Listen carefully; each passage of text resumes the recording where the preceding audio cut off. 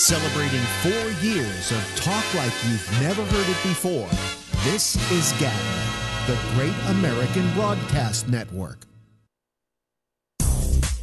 Hey everybody, this is Alex Bennett, host of the Ramble, heard here and seen here on GABNET, Tuesday through Fridays, live at 10 p.m. Eastern Time, and I got some big news for you. Our program has moved its live video from Facebook Live to YouTube Live. After extensive tests in our GABNET laboratories of at least 10 minutes, our mind was made up and we've come to the conclusion that YouTube is superior not only in video quality, but audio as well. And then there's the ease of watching it. Here's what you do. Simply point your browser to youtube.com/Bolo Bennett /live. That's youtube.com/Bolo Bennett, BOLOBENNETT /live. And you're there. The player is waiting, and you do nothing, and when the show begins, so does the player. Couldn't be simpler. In fact, tag that page as a permanent tab on your browser, and you're ready to go. And if all of this is too vexing for you, well, just go to gabnet.net near showtime, and the player in the middle of the page will start to play when we're on. We're thrilled with the new quality our move has provided, and while you're there, would you do me a favor and please subscribe to our channel? No, I beg you to. Hey, listen to me, I'm groveling, okay?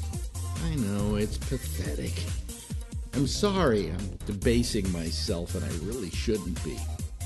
Please. Ladies and gentlemen, welcome aboard the GABNET Tour Bus. Today our tour will take us up and around the newly designed gabnet.net webpage. For your safety, please stay seated while the bus is in motion and enjoy your trip. Also, remember that tipping your tour guide is greatly appreciated. Okay, we're off. The first place of interest that we're going to pass on the top left, you'll see a rotating billboard of all of the great GABNET programs. Legend has it that legendary broadcaster Alex Bennett created this billboard to attract early visitors to GABNET and to lure them into his site. To this day, it's one of the top attractions on our tour. Up next, look over at the top right and you'll see the most recent video of Alex Bennett's Ramble. And if you're lucky enough, we'll see Alex interacting with the citizen panel. Always a tour highlight. Did I mention that tipping your tour guide is greatly appreciated? As we approach the bottom of the Ramble video, we see quick links to all the ways that you can connect with GABNET programs. Facebook Live, YouTube, TuneIn, Livestream, Vimeo, and the GABNET Roku channel. They're all additional stops that you can make if you choose to step off the bus. But remember, please tip your tour guide if you do, and then you can hop on the next bus. Here's another highlight on our tour. On the left side, you'll see GABNET On Demand. You can quickly access any of the most recent programs there. Clearly, a value spot on our tour because downloads are at no extra cost. Please give your attention now to the right side. Look at the complete tutorial on how easy it is to become a citizen panelist. By the way, if you're a Luddite, there's a phone number that you can use to dial in. Okay, we're nearing the halfway point on our trip. I certainly hope that you're enjoying it. Oh look, there's the convenient call Skype button that you can click on, which will automatically connect you to the citizen panel. So now we're turning down the center of the page. I don't want you to miss any of these attractions, so please pay attention. Up first is a link to the 24/7 feed.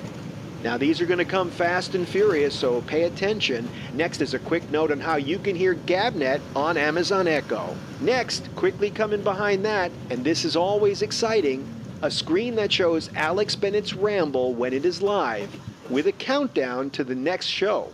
It's always fun when we pass and the show is live. We're winding down our tour of gabnet.net, but before we reach our final stop, it's important to note that there is a place for you to contact them with your comments.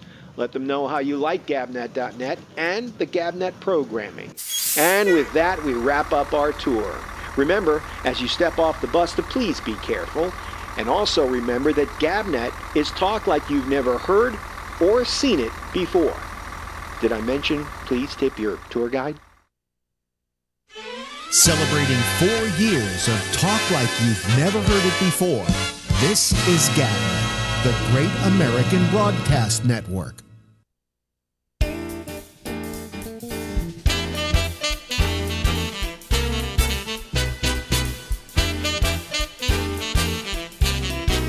Follow the bouncing ball.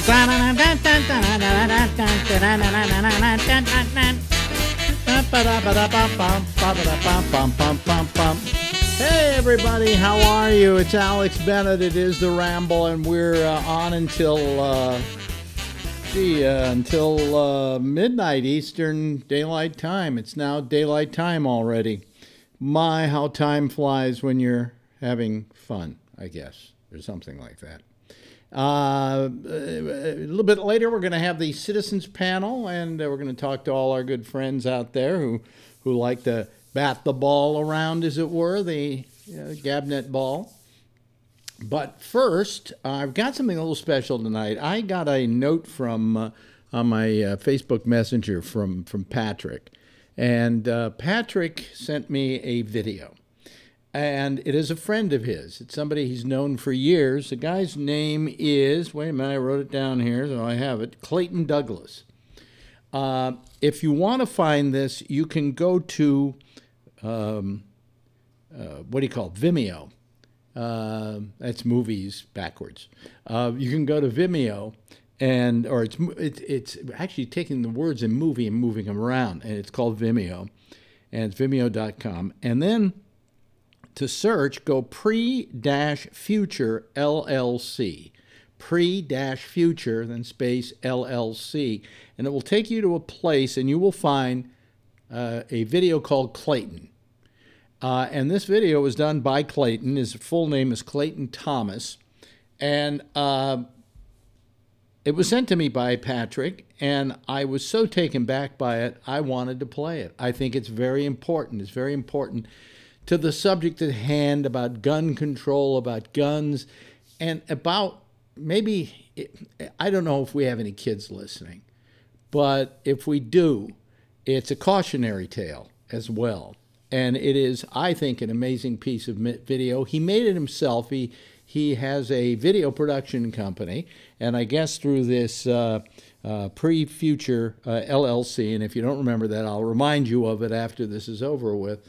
And we're going to play this. I don't think I tried it earlier online to see if it would set up any bells and whistles on YouTube, and apparently they don't seem to really care whether I play this or not. Well, let's see. They may change their mind once I start playing it.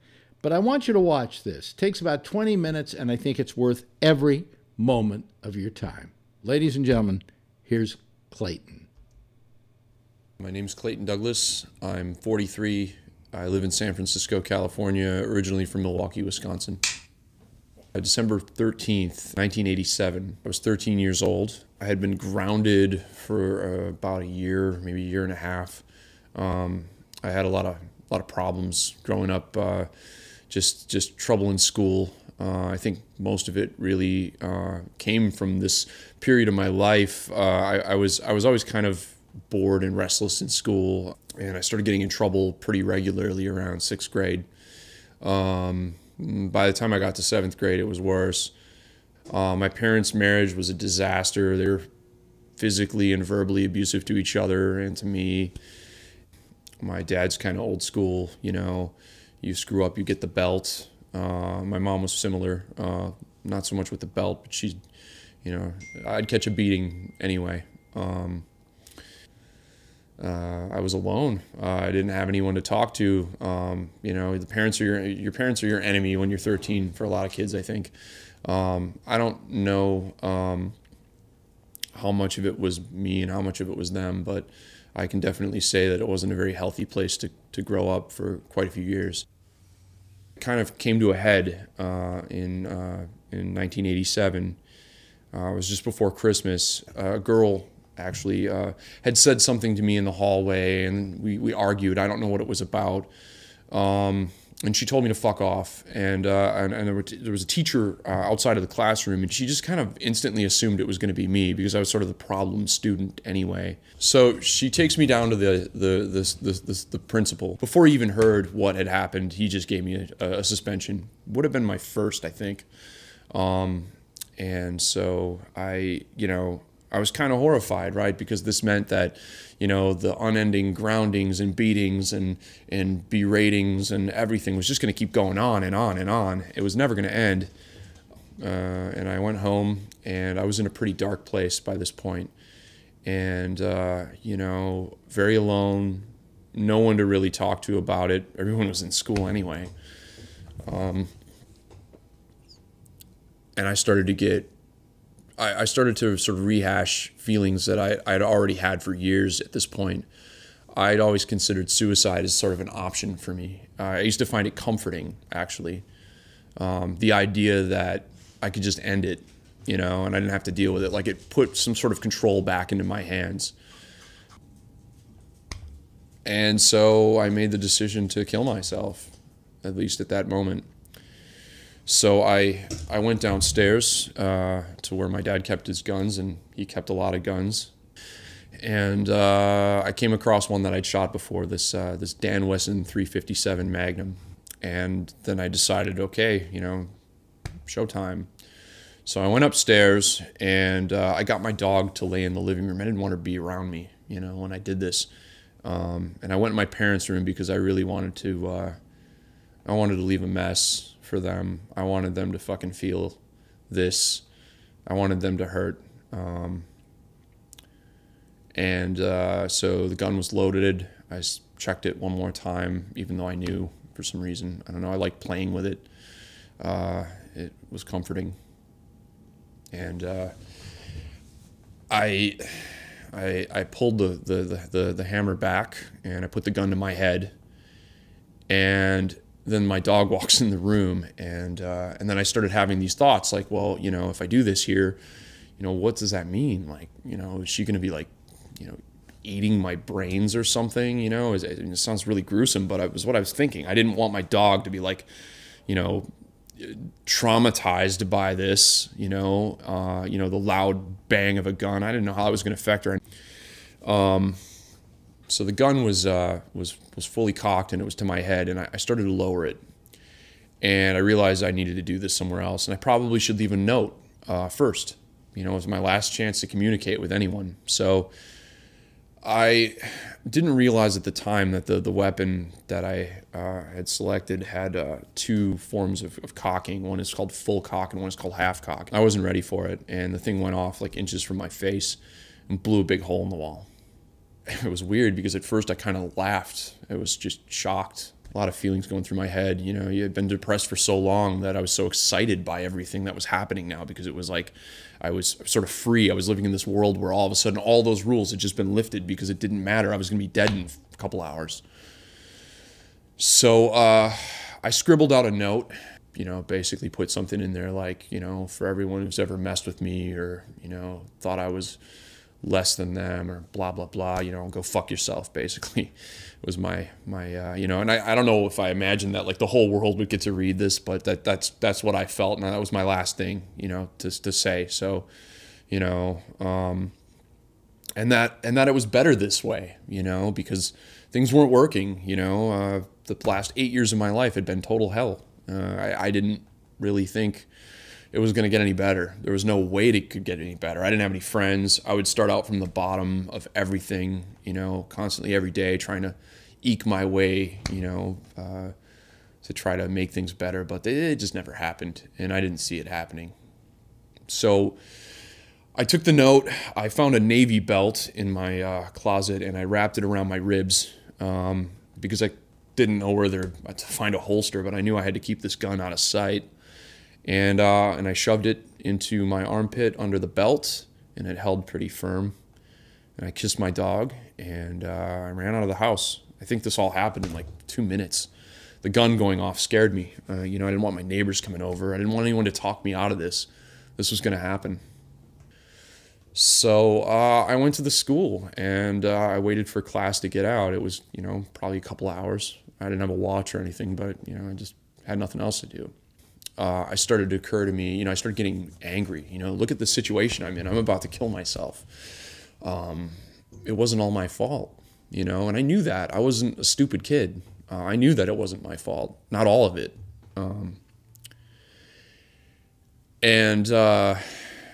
And so I started realizing, I got 5 bullets in this gun.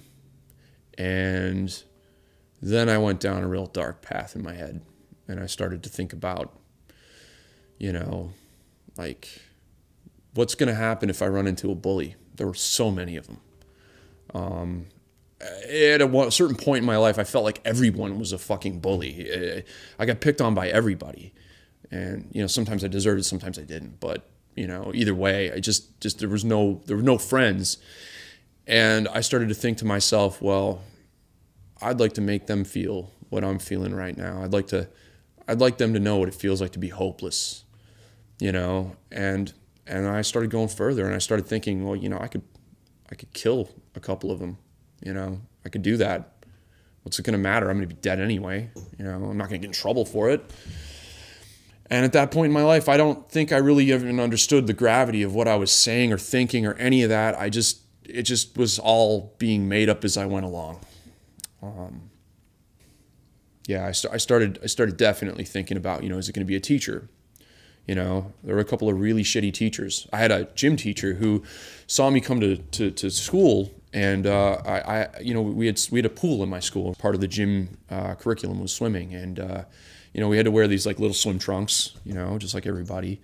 And I had these bruises up my back that were long. I'm talking 2 feet long from a leather belt. My back, my legs, my ass, of course, everywhere. My dad beat the shit out of me with that belt, and the teacher, she saw it, she knew what it was. They probably get trained to know what that shit looks like, and in front of everybody, she said, "You probably deserve it." And I just remember thinking to myself, like, man, that is just perfect, like all these child abuse commercials on TV all the time, but I'm the one that deserves it, So yeah, I sat out in front of school for a couple more hours, waiting for somebody to come out.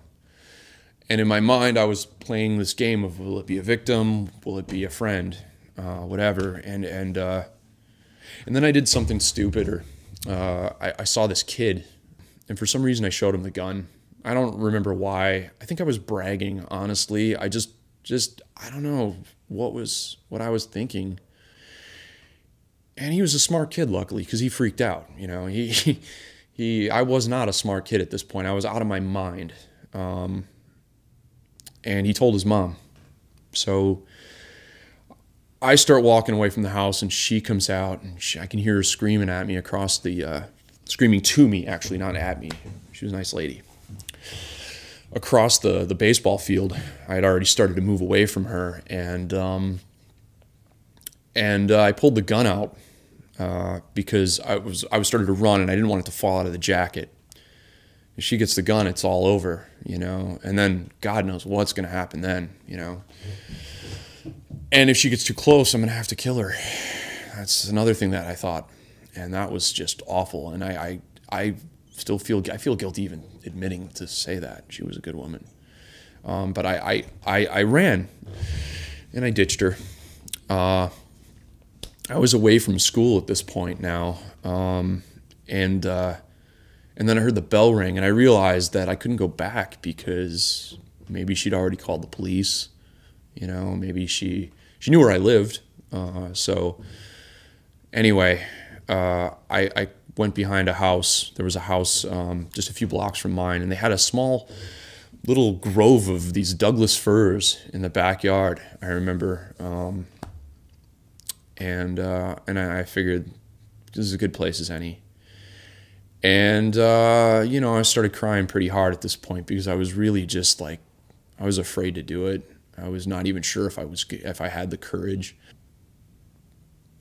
So I put the gun to my head again, And right when I do this, you know, this crazy sunset happens because it's, you know, it's December. The sun goes down pretty early. And it just ripples across the sky. It's bright orange. It's just gorgeous. That was it for me. I just suddenly decided I didn't want to do it. And I started walking home. And then squad cars came busting down the street from every direction. And they pulled up on our front lawn. They pulled up in the driveway. They pulled up in the street. And they all pulled guns out. And I could hear them racking shotguns all around me. And, you know, and I had this little ping in my head like, this could also be the end. And, you know, they started screaming things, don't fucking move, you know, don't do anything. Where's the gun, kid? It was one guy said, and that was pretty messed up because I started to reach for it. And you know, and then they really started to scream. And I'm just saying, I'm showing you where it is, you know, and I was 13. I didn't know, you know, I mean, they came up, they approached me. The officer holstered his gun, put his knee on my head, and asked me where the gun was. And I tried to show him again, you know, and he's like, you know, he said to me, do you realize I just fucking almost shot you? You know, you almost made me shoot a kid today. And I don't know. At the time, I didn't really think about it. I was like, too bad for you, you know, I didn't care. I had enough things to think about. But, you know, that sticks out in my head now. I mean, what did I almost made a guy shoot a 13-year-old? And then they took me into custody. And then they transferred me over to some other place, Child Adolescent Treatment Center, I think it was called. And I stayed there for a long, long time. So when I see the things that happened in Florida last week, or Sandy Hook, or Columbine, or any of those other multiple school shootings, you know, I hear people around me saying that, you know, throw the book at them, and you know, these people are evil, and you know, and all this stuff. And I don't sympathize with what they did at all. It takes a dark human being to get there and to actually follow through with what these kids are doing. But I can't help think that these people weren't born this way. You know, they weren't born this way. They were made that way. The only reason that I didn't do the things that they did was because of time and because of a lack of an adrenaline rush, I think. I don't even know. I don't know what stopped me to this day. You know, I had a conscience, for sure. I had a conscience, but I was in a rage, and I was not hearing my conscience for a large portion of the day. I don't know what kind of anger it takes to get there. I don't know if maybe I wasn't angry enough. Maybe that's a really good thing, you know, because I almost made the worst mistake of my life. You know, instead of sitting here in front of this camera, I would be either dead, probably dead, or in a maximum security prison. Humans need other humans, you know. We need compassion. We need love. And with a large enough, you know, a time of deprivation of love and compassion, and the access to firearms, and maybe lack of empathy, I could see non-evil people doing really horrible shit. Look, you don't have to make friends with everybody. You know what I mean? There are going to be people that you don't want to make friends with because they are whatever they are, you know? But look around you, you know what I mean? When you're in school and you're growing up, and every school has a kid that gets picked on. There were other kids that got picked on in my school. I'm just the one that brought a gun. I'm the one who had access to a gun. Maybe after you view this video, you look around and you look at the people in your classroom, and you see the one kid who maybe gets picked on, or is alienated or ignored, or is just not popular, you know? And maybe somebody makes a little bit of effort with that kid. You know, I'm not trying to say you have to be friends with everybody.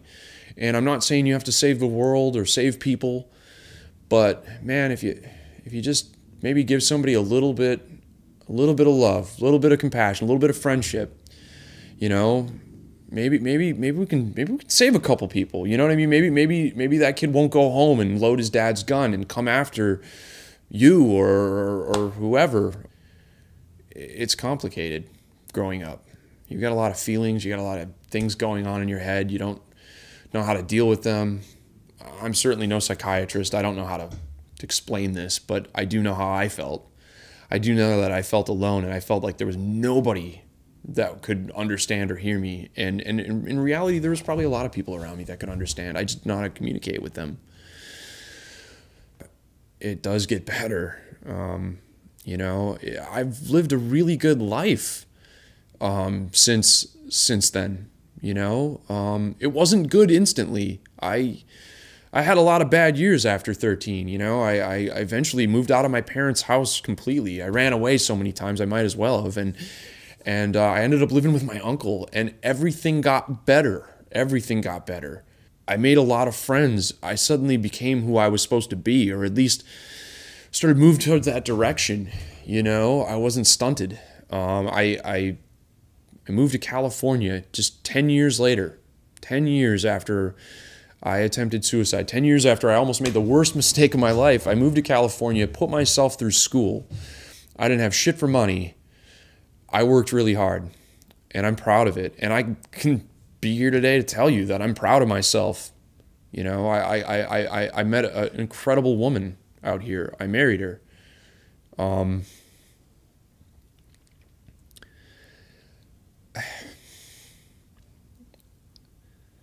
All that stuff wouldn't have happened.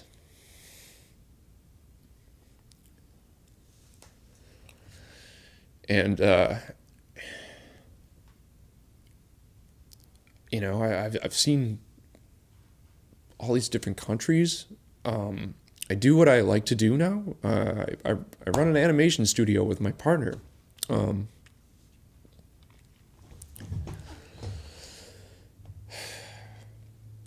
All that would have been gone. All of that would have been for nothing. It would have just never happened.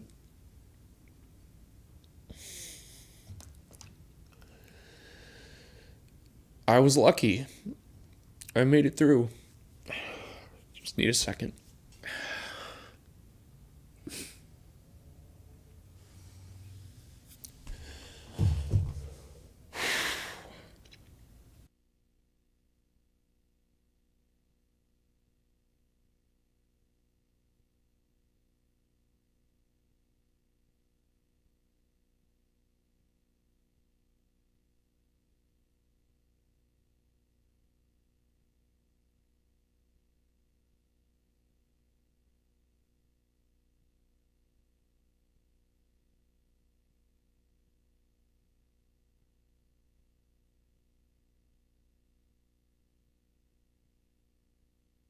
Wow.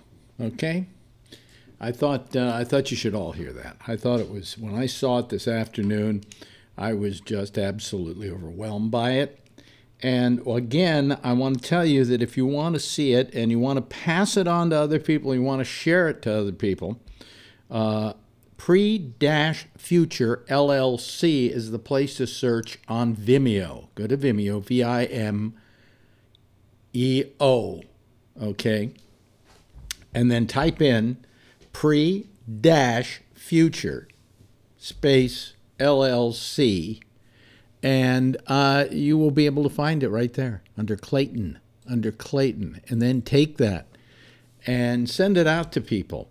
I thank Patrick so much for sending that to me, because when I saw it, I immediately just was gobsmacked by it. And I then said, do you think I can play it to him? And he said he wants this to get out to people. He wants people to see this. This is a very important thing for him. And so it's a friend of his. His name is Clayton Douglas. And I think you should pass it on to other people. Maybe I'll put the link up, or I might even put it on my my Facebook page as well, so you can see it and pass it on to other people. You can also see it when we rerun this show on our various platforms after the show is over. And it looks like I didn't get a nasty note or anything from YouTube, so I guess I can play it. You know, it's always a problem. Let me see here. Somebody wants me to accept them. Monty Edits, whoever that is. Okay, Monty, you are now officially a person on our contacts list. Okay, so you can call us here, just like other people can call us, and we're waiting for people to call. In case you want to know how to call, just go over to gabnet.net. You can find it all over on the right-hand side of the page, how you can call us, how you can get Skype, how you can, use your telephone if you have to, if you're that much of a Luddite. And also, while you're there, you're not going to miss any of the video of the show because it plays automatically on that page as well when we're live. So give us a call. We're here.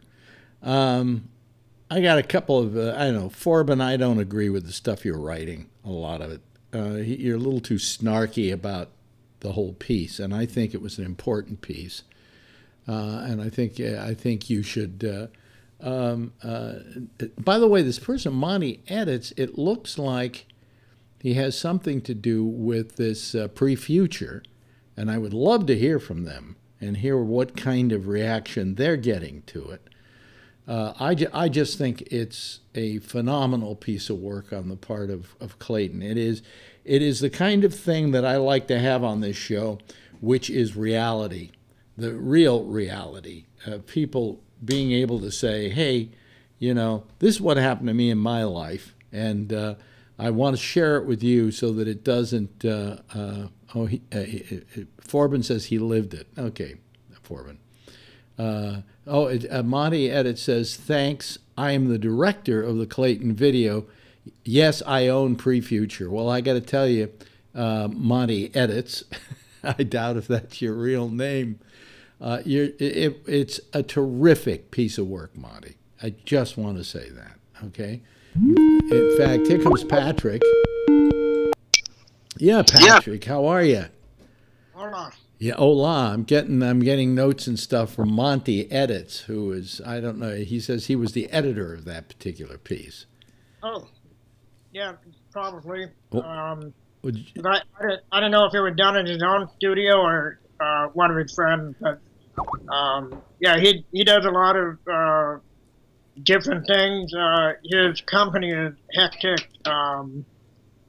Digital, and he got some pretty good clients that he's worked for. So yeah.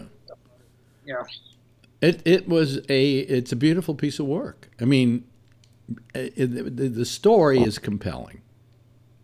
And it's because it's real. Well, let me put your picture on. I didn't put your picture on. I was so busy being welled up by the thing. When you sent it to me today, and I saw it, I put it on. I started listening to it. I started making my bed, while I was listening to it. And then I found myself more and more not making my bed and watching the video because just him telling it is so compelling. Well, yeah. And I sent it to Marjorie, too, and I told her to make sure you see it. Yeah. This isn't something that Phil would send or Tony's stuff. Yeah. And then I told her you had seen it, so after you watched it. But I wanted to make sure that you saw it because I thought it was an important thing to see. Well, it's a slice of life that some of us don't face. I never had. I had two parents. They never beat me. They treated me great. I adored my father. My mother was a doting mother. That's why I feel so cloyed at.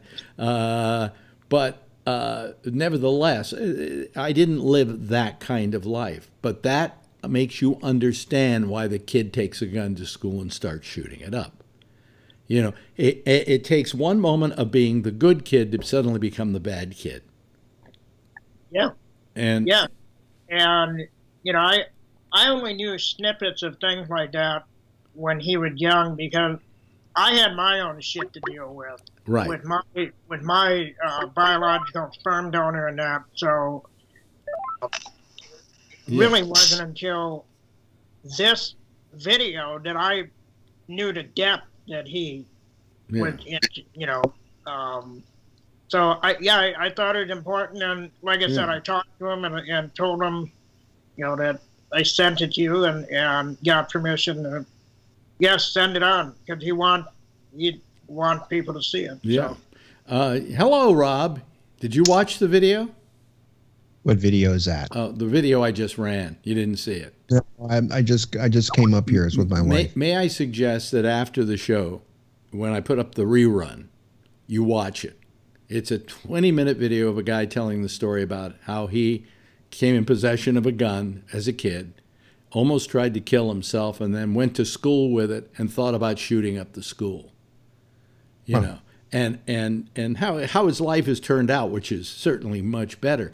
But all the things that in his life that were, I would say, miserable, that made him come to this point. And how old was he? Was he a teenager? A teenager? He was a teenager when he was in high school, right? Yeah. I went to school with him. Yeah, he's a friend of mine. So. Did you go to high school with him? I went to high school with him, and I'm sure at some point we knew each other before that. But we went to different schools when we were kids. Yeah. But we went to high school together, and you know, I mean. Did you sense that he had these problems? Like I said, I'm sure I heard some from him and from other people, just different snippet that life was not grand.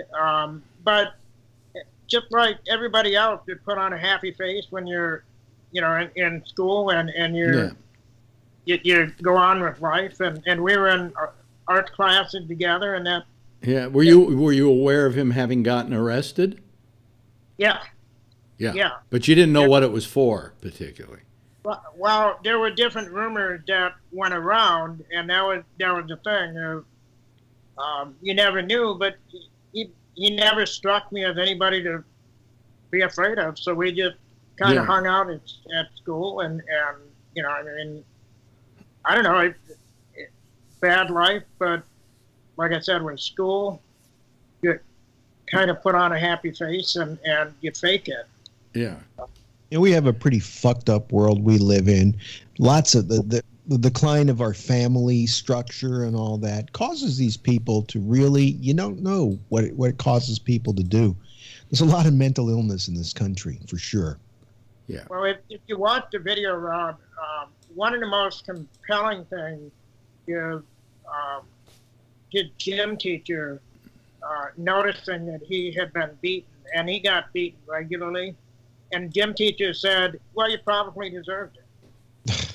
Yeah. Now, the one thing, Alex, I don't know if you caught on to this, and here's a little bit more background. Clayton does a lot of photography as well. Mm-hmm. And one of the things that stood out in that video to me is when the final thing that caused him to stop doing what he was doing was that sunset. And that, to me, has played into his life as a photographer as well. I mean, his photography is phenomenal. And his use of light and all of that. And I look at that and I watch the video and I think that's almost like a precursor to what your future is. Well, you know, when you come on the other side of something like he did, I think your appreciation of life is altered greatly. You know that, and he looks back at it now. You saw him in the video, folks. I don't think that was any, acting he was doing for some kind of mock sympathy or whatever. He was crying at the end of this story because he saw what his life had become, and it was so, I guess, rich and good right now that would have never happened had he done what he was thinking of doing. It's just and it's a split second. It's a momentary thing. So it's a shame though that more people didn't pay attention to him. So. Yeah, but you know what? That was the '80s, and who knows? Was this was pre-Columbine, wasn't it? Yeah, this was 1987. Yeah. And we would have been in 7th grade, I think. Yeah. So, it's way pre-Columbine and all of that. And that's the thing is, you never heard of stuff like this. Yeah. So he did this whole thing while he was what, in 7th grade, 8th grade? I mean, that's when this all happened? Yeah. Because I figured it was maybe high school or whatever, but it was earlier than that. Yeah, they were in grade school, 7th grade, 13 years old. Yeah. Wow. Amazing. Just an amazing, amazing piece of work. Thank you so much, Patrick, for passing that on to me. You know, in fact, I had an interview I was going to play tonight with Stephen Pearl. I'm putting it off till next week because I just had to play that tonight. I had to have people hear it. Did you hear it at all, Phil? Yeah. Yeah. It definitely wasn't your usual comedian. No, it wasn't, was it? What'd you think? What's your take on it?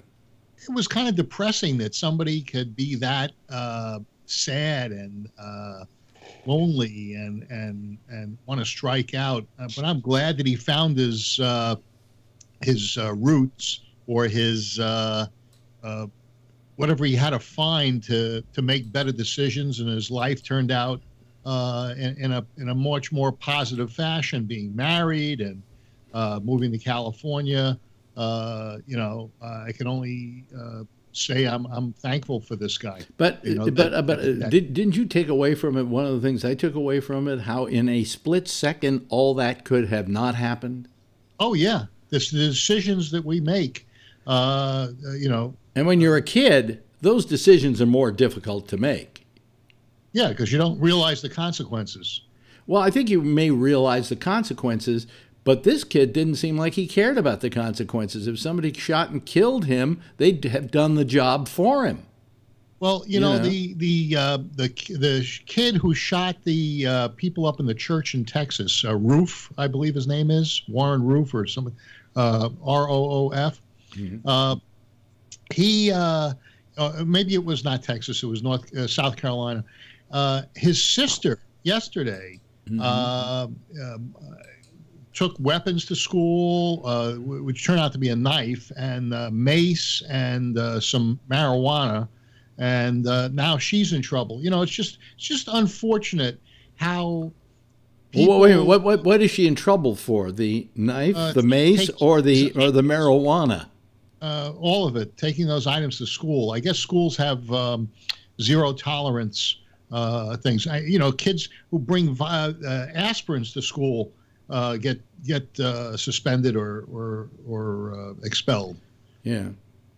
Well, the pendulum just swings too far. But it didn't. Did that story hit you somewhere? Hit you like it hit me, like it hit Patrick, like it probably hit Kevin here? No, I see him nodding.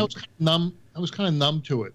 Why? And not the fault of the story or anything else. I was in and out of the room, and I knew that this is somebody that had an issue, and I had heard enough. It was depressing.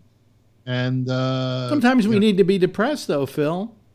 Well, I don't like being depressed. I don't have to be. On many an occasion, you depress us, so we have a right to depress you. Yeah, I know. I'm just keeping you guys in check. Yeah. What do you think, Kevin? Did you hear it? It hit me hard having a 13-year-old in the room next to me. Yeah. Yeah. And going through a lot of this stuff right now. Yeah. And I'm going to save that. I'm saving it. It may come in handy. Yeah. Yeah. Because I've got a hormone-raged little girl in the other room. Yeah. Doesn't get any easier. And she's going through there's a lot of stuff going on right now. And they have a lot more things going on right now. It's the one thing. Let me hang on a second here. Yeah, I know what Kevin's talking about. I have two girls. Yeah. My door crept open there, but we talk about this a lot. And the days of having your shit happen at the schoolyard and going home and it stops is over. Yeah. You've got Facebook, Instagram, social media, texting, all that shit is 24/7 now. And it pounds on these kids. Yeah. It constantly pounds on them. And I can see, what goes on and how these kids can get really, really shrunk. Oh, yeah. Well, the worst You gotta bullying, keep, you gotta keep your eye on. when I went to school, the worst bullying I ever got was some kid who said, "I'm going to beat you up after school." He never Right. did, Exactly. but he said he was I going to beat me up that too. after school or meet me in the playground and we're going to have a fight, right? Yeah. But I never, I me can't by the dumpster. imagine a kid who gets cyberbullied and all of a sudden everybody piles on cyberbullying. Hell, I'm go crazy over robocalls, for crying out loud, I mean, but the things that kids are having to expose themselves to because of this technology, which is, I would say, being misused. So why not restrict it until they're 18? That's tough. First Amendment. I'd have to defer to Kevin because I don't have any kids and you don't have any kids. Well, Rob. no. Why is that tough? Well, They're not mature enough to deal with it, and they Tell can you. use, kids are cruel. You get to a certain age and they grow up more. So why should 14-year-olds be on social media? Why not restrict it? I have restricted it, and I'm not talking about from your perspective, because if you no, I restrict know it, what you're saying. you can't. That's peer pressure. It should be mandated. Nobody under 18 gets a social media account. Yeah, that's tough. Taking it away, doing what they call negative reinforcement doesn't always work. Maybe just helping them with their self-esteem works a little better. I mean, my kids grew up in a school district that was very, very, very wealthy. And I had one daughter that was really popular, and the other daughter was a little shorter, a little heavier, wore glasses, and wasn't popular. And that's all she wanted to do, was to be the popular girl. And I can see that now. She's got problems now that she's got to work her way through. But kids are awful. Kids have always been. Phil, kids have always been awful. I mean, they were awful when I was a kid. They're worse awful. now. Wait a minute. Whether they're on the phone or in the schoolyard, they're awful. But now, and it just gives them more power and more time. Right. Well, on now the they phone. have more And tools. I'll tell you, Now they have. The other thing. Wait a is, minute. Hold when on a I second. was a kid- Now they have more tools to be awful with. Exactly. Alex, when I was a kid, kids used to want to fight me too, because I was Jewish in a very non-Jewish area. No, it's because you're disgusting. Upper Westchester, Putnam County. It was, it was very. So, every once in a while, I'd get the kid. I'm going to kick your ass. All right. If you didn't show up, and even if you got your ass kicked, and I did sometimes, you were better off than if you punked out. But now in today's world, if you get caught fighting, whether you're challenged or not, they suspend you. Fighting in school is zero tolerance, and but you had to stand up, whether you got your ass kicked or not. That's right. Yeah. Well, Steve Diaz broke my nose. I don't know. I knew you many years ago, and I don't know why I never slugged you. But we never talked about politics. It was political back then. Yes, Bob Eberth. Hello and welcome. I graduated most outstanding student in my school, and the principal had to take me to the dinner for my award, sporting a black eye I gave him. Really? A kid jumped me down a flight of stairs on main dismissal in the school, and we ended up duking it out right in front of the principal's office.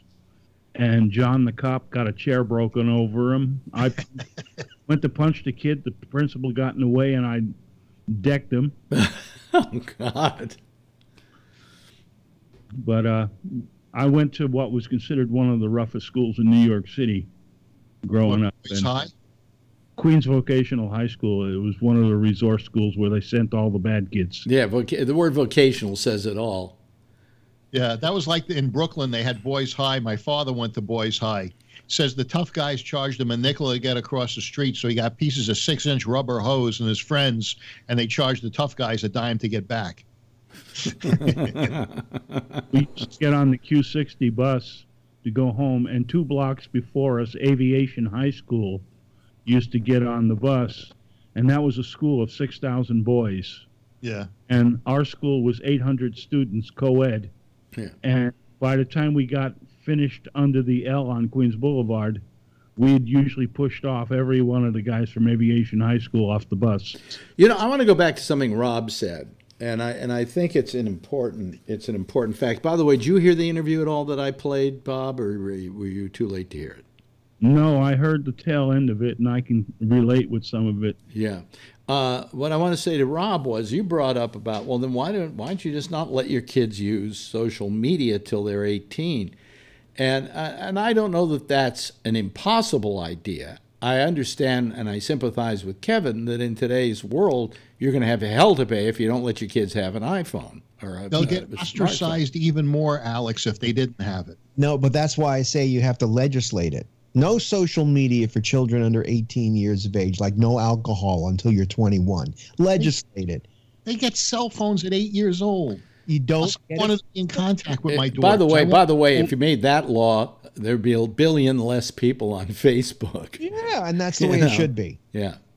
Because they're not equipped to deal with it. They make a I don't know that I'm equipped to deal with it. I mean, I get trolls on my page, and it makes me feel bad. Yeah, but all those trolls are talking about me. No. In fact, I defended you against a troll today, Phil. Today, I don't review your Facebook page that often. No, it's not on my Facebook page. It was on a message I got. Somebody, I won't say who, on the last couple of nights of Jack's show, has taken to bashing you. Oh, right. And today the guy wrote me a note, and I wrote him back, and this is somebody I don't have on the show anymore. And I wrote him, and I said, it is wrong of you to bash somebody who's not there. You know. I got me very mad when I heard it going on last night, and even Jack didn't stop him. You know, when he should have. He is, and I don't expect any more from him, so I'm not disappointed. Yeah, but what I'm saying is that's the kind of trolling that goes on, and I get trolling all the time. You know, oh, you old man, give it up. You're too old. Blah blah. Age always is the thing they hit me with. Is I am a target. You know, I set myself up as a target. So if somebody shoots at me verbally, listen, I understand, you know, it comes with the territory. You know, I got to tell you that for whatever anybody thinks about Phil, the way I feel about Phil is that for the last 6 months or so, 7 months or so, I've been saying his name in my prayers because I really am a little bit worried, about your operation and concerned. I was concerned about your condition, and I won't be happy till it's all over and you're well and you feel good, and I wish you the best. No, thank you. I appreciate that. But, you know, it has nothing to do. It has a lot to do with it because it has a lot to do. And I think, and I can say this probably for everybody else here, as much as Rob yells at you and Kevin thinks you're full of shit, I don't think there's one of us that doesn't feel like, hey, we're concerned about your operation on Monday, and we hope everything comes out perfect. I understand. You know, I think the world of Rob. And, you know, and the whole idea is I don't take what he says personally. And therefore, I don't get mad. I accept what he says. I actually respect what he says. I don't agree all the time. And sometimes I do agree, but I don't agree. You know, and everybody else. I mean, I wouldn't be here unless I didn't enjoy the challenge. Yeah, but that's what I'm saying is that so there is, you know, even I have to put up with bullying from people, and it's not fun. My point is, though, I'm not saying the kids aren't equipped to deal with the bullying. They're not equipped to deal with the platform that makes it so easy to hold back from bullying like adults might. There's no governor on these teenagers, and it becomes, you know, it becomes a terrible weapon in the hands of these kids. That's exactly. It's a mob mentality, and they're not equipped to deal with being on social media. I'm not saying nobody likes to hear that kind of crap about themselves. I'm talking about the people who dish it out. There's no governor. Yeah.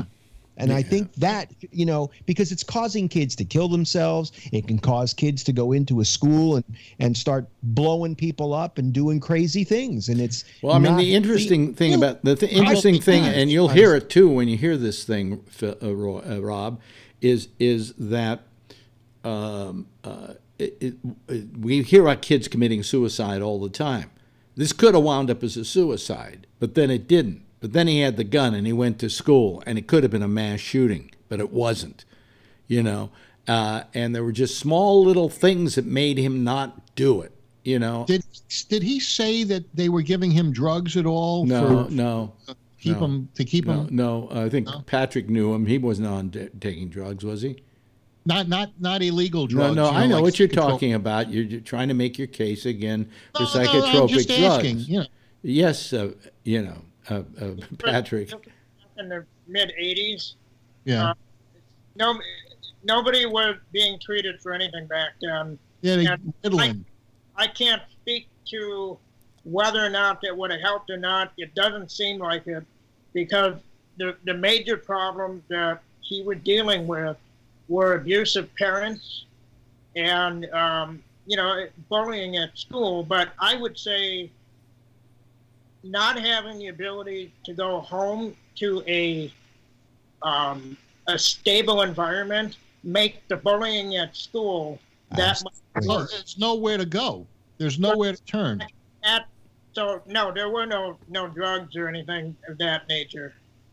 I just got a note. I guess Ritalin. Ritalin. That's what I. They were doing that in the '60s. Who'd you get the note from? From Clayton. Clayton. He was Am Ritalin? Yeah, he's listening to the show. Yeah. Clayton, since you're listening to the show, just a wonderful piece of work. Just an important piece of work, and everybody should see that. It'll make them understand a little bit the mindset. Hey, Alex, if he calls in, you want to do some interviewing, your great interview techniques? Well, if he wants to call, I would love to hear from him. Monty certainly has been accepted here. And that, for all I know, that may be the same person. I don't know what name he's using. But we would love to hear from him, because to have you in on this conversation would just, I think the thing also that he said was, I don't want to say that I feel sorry for the kid who shot these 17 kids, but I do want to say, hey, to everybody else, it gets better. Yes, Bob. Yeah, from my own experience, I attempted suicide once, and the thing that gets Monty doesn't want to come on. Anyway, go ahead. Yeah. The thing that got me through it was friends. Because after I attempted suicide, I was a mess for quite a few years. I reached a point where my friends were worried I was going to commit suicide, and they basically did an intervention for me. Now, did you attempt it? The first time, yeah, I didn't succeed. Yeah, what happened? I knocked myself out. Basically, what I did was I was in a church building at the time. Monty Edit says he's not Clayton. Okay, thank you very much. If Clayton wants to call, we'd love to hear from him, though. Yes, go ahead. I was in a church building at the time, and I lowered my head like a bull. I ran the full length of the building and rammed my head into a brick wall. You figured that would kill you? I thought it would. Well, when you woke up, your head must have had one hell of a bump on it, right? The funny thing is, Bob, I had a friend that grew up in the Bronx, in the South Bronx, in the ghetto, and he used to do the same thing, but with sheetrock. And the reason that he would do it was it kept the bullies away from him. And they finally, they started calling him Hercules, because he would knock walls down with his head. And I said, what would happen if you ever hit a stud? He says, well, I didn't think about that. I ran into a cinder block wall. Wow. Yeah. Wow. And then for quite a few years after that, I would take the fall for anything that went wrong. It was my fault, and I used to literally punch my own lights out. Wow. I'm trying to. I don't think I ever. I never ever tried to commit suicide or you know. I mean, I think there were times when it entered my mind, but the part of me that won't allow me to commit suicide is I'm so afraid of dying that I can't bring myself to it. You know, I'm too much of a. You know something? Somebody once said suicide is an acceptable form of self-defense. You know, and some people do it basically out of self-defense. You know, they cannot. But the thing they have to also remember is that there's a prevailing. What's the word I'm looking for? There's something that prevails. You know, that after years later, a guy like Clayton can look back and say, "Hey, things are better." I just got a phone call. Who is this? This is Clayton. This is Clayton. Clayton, first of all, just a beautiful piece of work. I hope all America gets to see it. Thank you. Thank you very much, and thank you for playing the video. Just turning down the audio on my side because I can kind of hear it. There's a little bit of a delay. Yeah.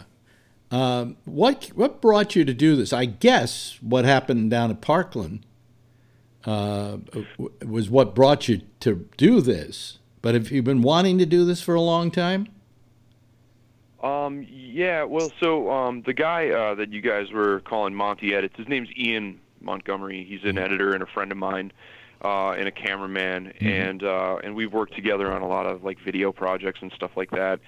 And I told him the story once, and he's like, "Man, you've got to tell people about this, you know." And it never really even occurred to me that I kind of have a bit of a unique perspective, you know, just because of the fact that it wasn't just a suicide, that I had actually, you know, intended to do a little harm that day. And well, you know, I got a little scared, to be honest. There's a lot of people, I think, that would look at me and look at my story and say, you know, here's a guy who's trying to find sympathy, you know, for the devil. And, you know, and it's not my point.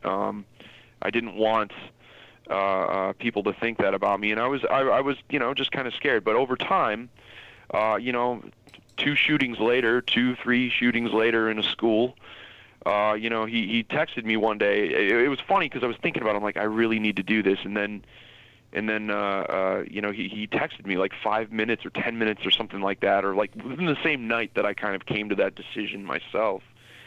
And we just did it. You know, we came up with a lot of ideas, you know, how we were going to do it and whatever, and we just decided to just do it simple. Just, you know, it was mostly Ian's idea, to be honest. You know, just stick me in front of a black screen and put a camera in front of me and just let me talk. Well, it works. You know, we also, this program goes out as an audio version as well, and it worked. I'm sure it worked well on audio because there was nothing visual about it except to see your face as you're telling the story, which in and of itself is, I think, very important. But had you suddenly dredged up this story after years of kind of keeping it quiet, as it were? I'd say a bit. Yeah. You know, it's not something that, especially in, you know, the current political climate with all of the gun stuff out there, all of the shootings, it's just not something I wanted to bring up at all. But I just kind of felt like, you know, this could actually benefit someone somewhere, you know what I mean? And that's really all I want to do, is I just want people to sort of see this and just kind of, you know, maybe they're feeling me a little bit, maybe they kind of understand, and this is a story I want not just to the kids that are depressed, not just to kids with problems, but the popular kids too. You know, I want the popular kids, the privileged kids to hear this and maybe feel me a little bit. And, you know, when they're at school, to, I don't know, you know, just pay attention, you know. I mean, at the very least, pay attention, you know, to someone who might be disturbed or troubled or whatever. Give them a little love, give them a little compassion. And if not that, at least pay attention and start picking out the warning signs, because I was giving those off. You know, I was giving those off, and people just didn't notice. Did you see them at all, Patrick? Patrick, did you see them? No, because this was still when we were at different schools. Yeah. It just wasn't high school yet. I see. Okay. So you went to high school with him. So, and when you were in high school, was that after the fact, Clayton? Yeah. This was 7th grade. 7th grade. Okay. So junior high. Yeah. So but the message you're trying to get across is to kids, everybody, have a little, pay attention. Pay attention when you see somebody hurting.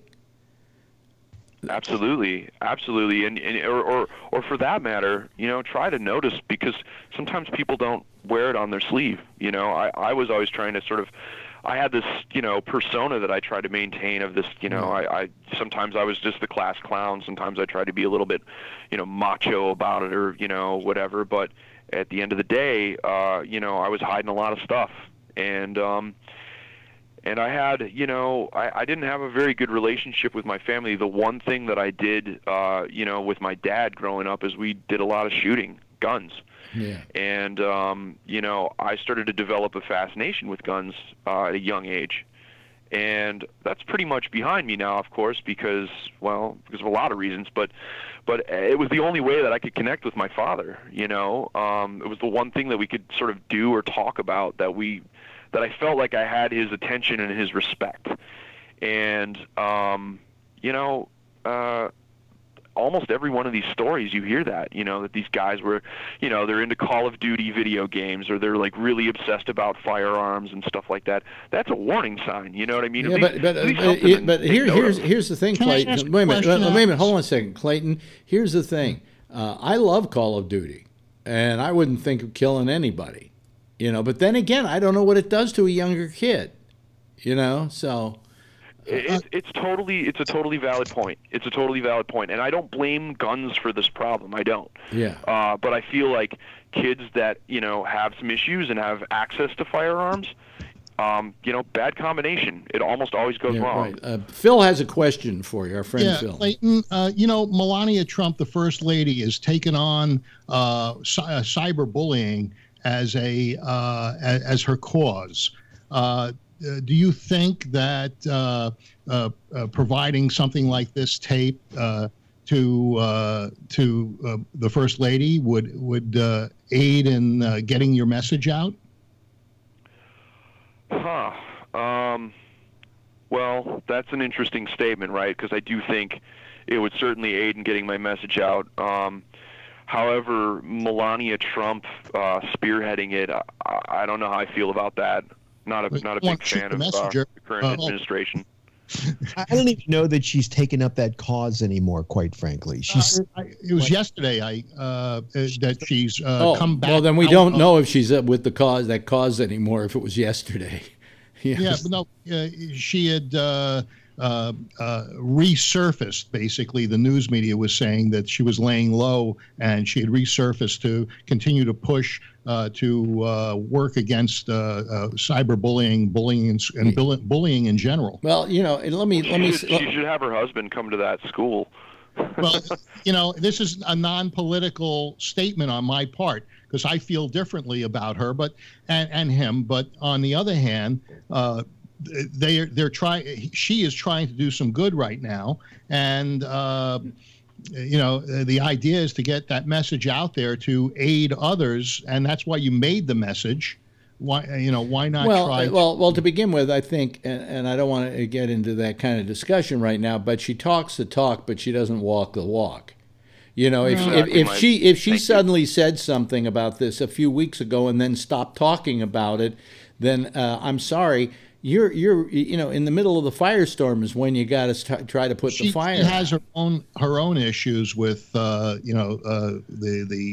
yeah. Well, I don't care about that. If you're going to Michelle Obama, even though her thing was eating good fruits and vegetables, never gave up on it.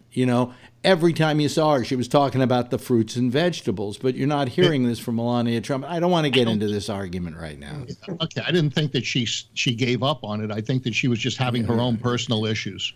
Well, one does not have to do with the other. You don't give up your causes in life. if anything, it downplays all that. If she can come out and hold true to what she believes in and her cause, then it's not about all of the crap that's going on with Stormy Daniels and all that. I'm right? sure. Okay, enough.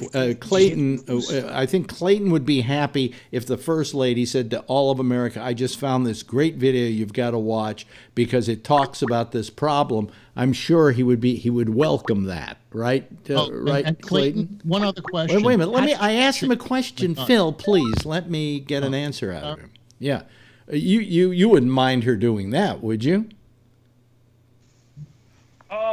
Yeah, I guess I wouldn't mind.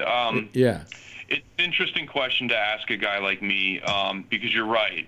Like I want the message to get out there, and I want people to see it. You know, I didn't do this to you know, I didn't sort of bare myself to the world to sort of not be heard, but you know, I've also got, you know, my own personal strong political beliefs about this, and I don't want to get into that, and I don't want to detract from the show, and I don't want to make this a political thing. But you know, well, you know that I said last night, Clayton, that this whole idea of this whole argument over what we do about this problem should not be a right or left issue. It's a humanistic issue. You know, and it's what do we do on a human level? But it always, everything in this country, no matter what you do, turns into left and right. And it gets polarized, and then it gets polarized out of existence. And that's the problem. Nothing gets done. Yeah, nothing gets done. Do you think anything's going to get done? Do I think anything's going to get all I can do is hope. Yeah, I mean, do I think I think eventually America is going to get tired of these same old stories, you know. I think that eventually something's going to have to happen, but I think that, you know, guns are easy to legislate, right? And but bullying, it's not so easy to legislate. It's complicated. You know, what's one person's bullying is another person's just they're being kids. Yeah.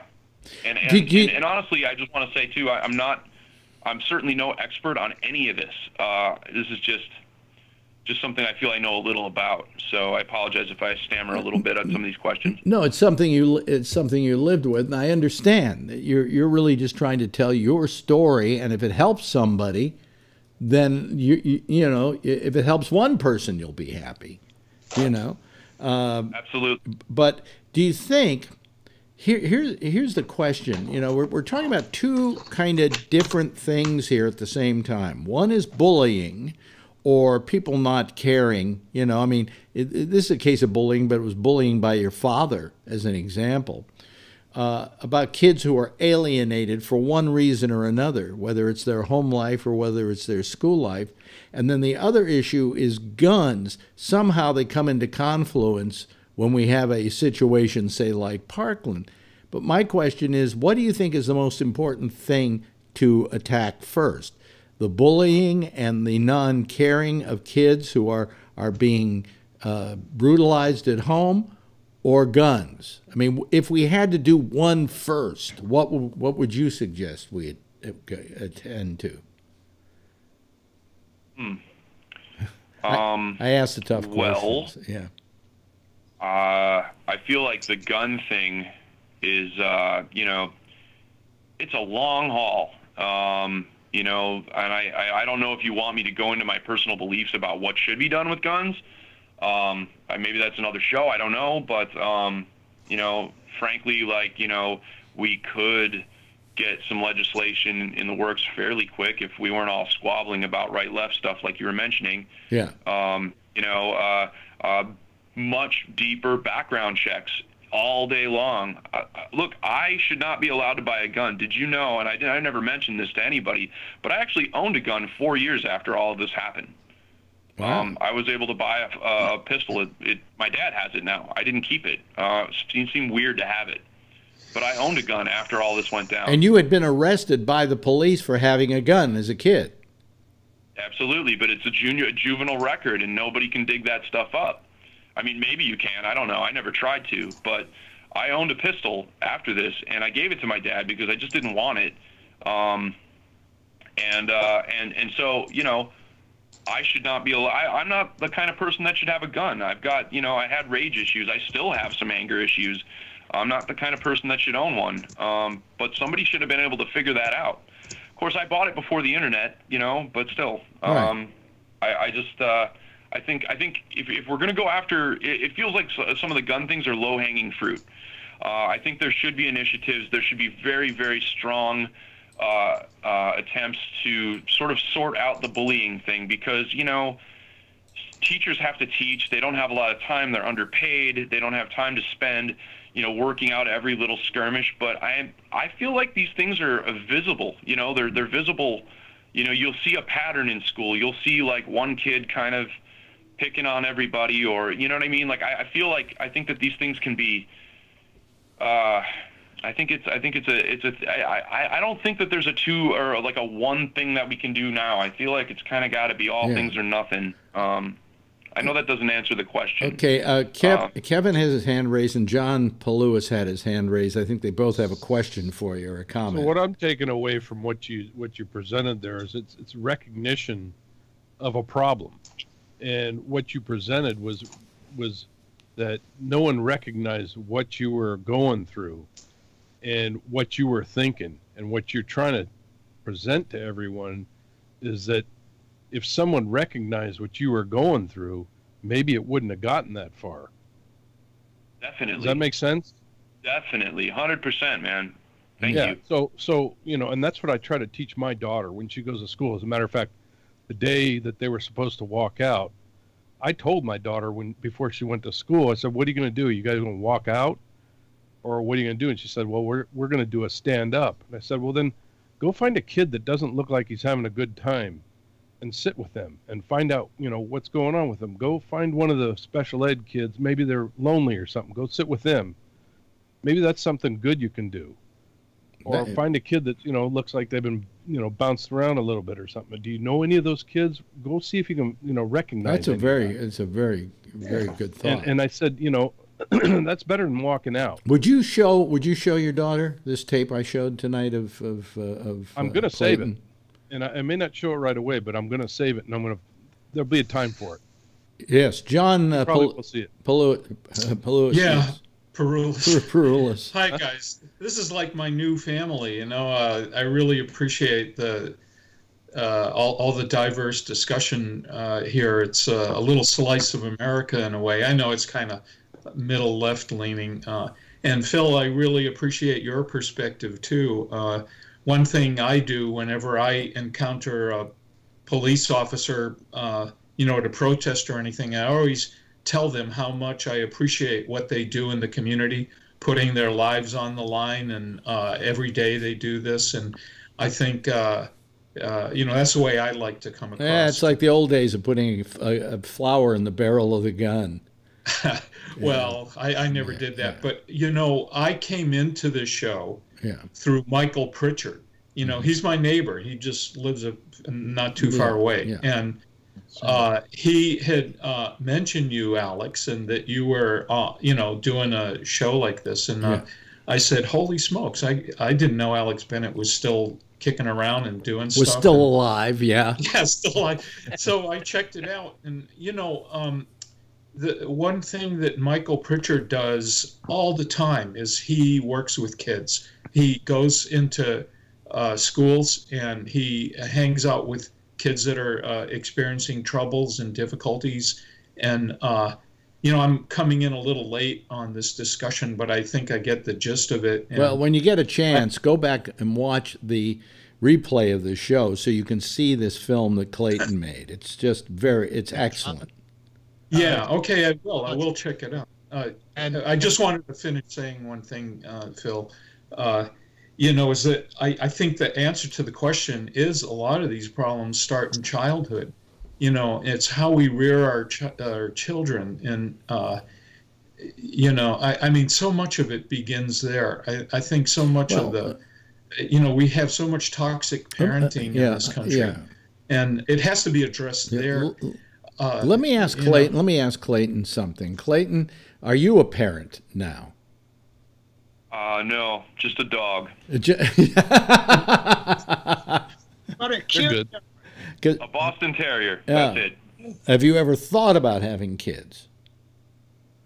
From time to time, And when the thought and have you thought about what you would impart to that kid and how you would treat that kid as a result? You know, because a lot of times kids who were abused by their parents abuse their children. Okay, Yeah. or they go completely the other way. They do, they absolutely wouldn't think about laying a hand on their kids. So my question is, how do you feel you would be as a parent? It's a really good question, and it's one that I've actually asked myself a lot. We have a niece and a nephew that we kind of borrow from time to time, so we get to sort of practice parent. Yeah. I find myself completely lost, to be honest, because, you know, when my niece or my nephew, or mostly my niece, when we have her over for the weekend or whatever, she were to misbehave, I find, like, you know, I can feel my dad on my shoulder going, I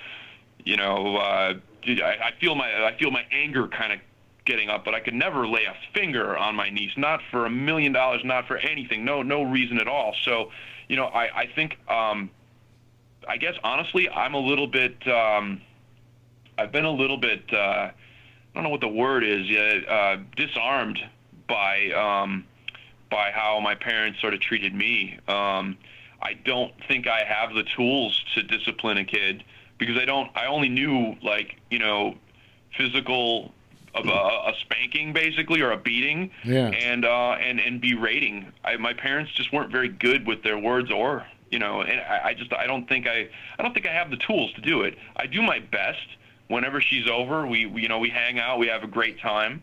And she's very, very easy. She's way easier than I was ever when I was a kid, so that helps too. But I don't know. I don't think I'd be a very good parent. I think I would lose my patience, because I just don't understand how to sidestep and how to deal with, you know, the situations that come up. So has that prevented you from having kids, or is not having kids just been because you never got around to it?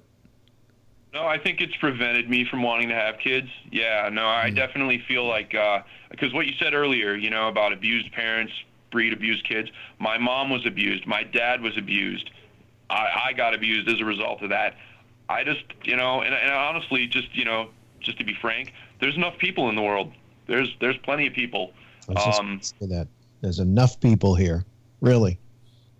You know, there's just there's plenty of there's just too many people. So I don't think I need to add you know, one more screwed up kid to the world. Inheriting in this world. Patrick, well, if you question yourself, you're probably doing the right thing then, if you're questioning yourself. Yeah. Patrick, Clayton's your friend. That's how I got informed of this wonderful piece of film or video. Do you have anything you want to say to Clayton? Because, you know, when's the last time you saw Clayton? Oh, since he moved out to California, but we interact on Facebook. Yeah. So, you know. Yeah. So, hey, Clayton, what's up? Hi, Pat. Yeah, I think the last time we spoke, you were asking for you were asking about something to do with Photoshop, I remember. Yeah, I'm glad you're still in my life, Pat. You've always been a pretty good guy. You know, I know we've never really hung out too thick, but you know, when I come back to Milwaukee, we need to. You've always been a pretty good person, and I always enjoy, you know, bouncing ideas off of you on Facebook and whatnot. Patrick is a rare human being. But what am I dishing so many compliments out tonight, even to Phil? Jeez almighty. I don't know why I'm doing this. I guess your film had more of an effect on me than I thought, Clayton. I'm even being nicer to people. Well, I've actually found myself being nicer to people too. So, you know, because it's sort of I don't know, it's a little contagious. Yeah. Well, I hope that a lot of people watch your piece. I think it's 20 minutes. It's perfect for social media because it's quick and it's in and it's out, and everything that needs to be said is said. And I think especially who I hope watches is your kids, you know, because absolutely, you know, if nobody commented on it or said a single word to me about it, but if they let their kids watch it, I would still consider it 100% success. Yeah. Well, thank you so much, Clayton. I don't want to keep you forever here because we talking for another half hour. But I just wanted to pass along how much we really, really enjoyed what you did. And we hope you'll call back sometime. You can talk about some of the other stuff that's going on in the world. Or even tell us a little bit about your photography. Alex. I really appreciate you sharing it, and I appreciate all the kind words, and thanks to the rest of the people on the call. It's really nice to hear. Tell them again where they can find it. It's on Vimeo, right? Yeah, it's on my friend's Vimeo page, Pre-Future LLC. It was edited and shot by Ian Montgomery. A really talented guy. Check out the rest of his feed. Check out his company. Yeah. He's a really solid guy. And where can we see, if we want to see your photography? Do you have a site for that? I do. It's ClaytonDouglas.com. It's a SmugMug account. Have a look. I like to shoot just about everything, digital and film. I can even see, I think, is it Phil? Looks like you got a bunch of lenses there back on the shelf behind you. Yes, he does. So thank you so much, really. And I hope that we'll, it's on YouTube now, too, as well, according to Monty. So it is. Yeah, he just uploaded it. Better viewership there, probably. Yeah, and I guess it'll be under the name. Would it be? I guess they could look under Clayton, and they would find it. Maybe because I didn't know where he put it yet. He hasn't sent me a link, but I'll have to check it out. Well, if it's any consolation to you too, a lot of people have been watching this tonight more than normally watch it. Thank you so much, Clayton. Oh, wait a minute, Patrick, you have one more word for Clayton? Yeah, hey Clayton. As long as you talked about your photography, why don't you just give out your business name too? Oh, yeah. So Pat's referring to Hectic Digital. So I co-own a small animation and visual effects studio in San Francisco. So have a look at that too. Call Hectic Video. Okay. Hectic Digital. Digital. Okay. See how old I'm getting now? I use the word video. Son of a bitch. Problem. Anyway, thank you so much, Clayton. We really appreciate you calling us. Thank you, Alex. Okay, bye-bye. Good night, everybody. Good night.